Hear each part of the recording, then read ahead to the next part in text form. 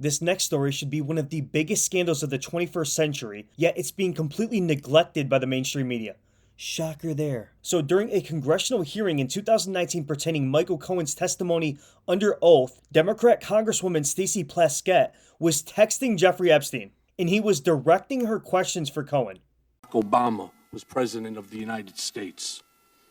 And while we were once driving through a struggling neighborhood in Chicago, he commented that only black people could live that way. Attorney-client privilege, yes, I will turn it over. You, as my friend Mr. Meadows pointed out, misled this committee even today in a written submission that contradicted your testimony. You have suggested you are going to review that. Are you going to review it in our next break to correct the record, yes or no? Yes.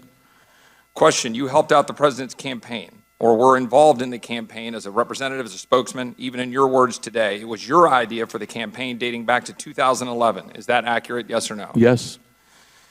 Mr. Weisenberg and other individuals, Ms. Rona. Who are those individuals? Are they with the Trump Organization? They are. Are there other people that we should be meeting with? So Alan Weisselberg is the chief financial officer. You got to quickly give us as many names as you can so we can get to them. Yes, ma'am. Is Ms. Rona, what is Ms. Rona's position? Rona Graff is Mr. Trump's executive assistant. And would she be able to corroborate many of the statements that you've made here? Yes, her office is directly next to his, and she's involved in a lot that went on. Epstein even sends her a good work text after asking all of the questions that he requested. The fact that Jeffrey Epstein was using federal politicians as his own personal vessels, how is this not a scandal? How has Plaskett not been expelled from Congress? These text messages have been confirmed by the House Oversight Committee with timestamps. So today she addressed these text messages in an unhinged rant as if she's the victim in this situation. Play clip.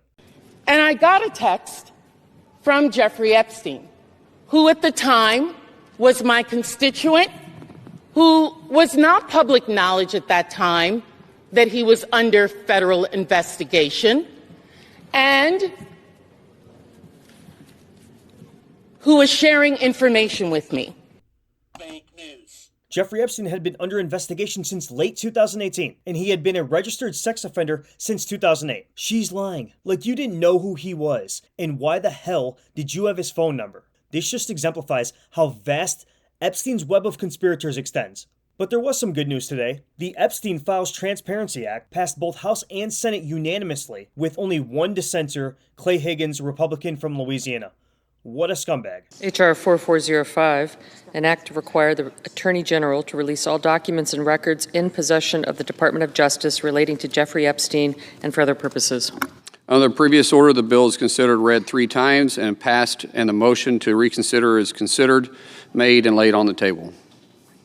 I really hope that we can finally pull the bandage off the wound and get this Epstein crap over with. The left seems to believe, because they're brainwashed, that Trump is the only person associated with Epstein. You guys have no idea how many members of Congress, wealthy elites, Hollywood actors were entangled in this cabal. And I hope every one of them gets exposed. I really hope the names are not whitewashed or redacted. Let the entire house of cards burn to the ground. If you enjoyed that clip, please hit the subscribe button. Thanks.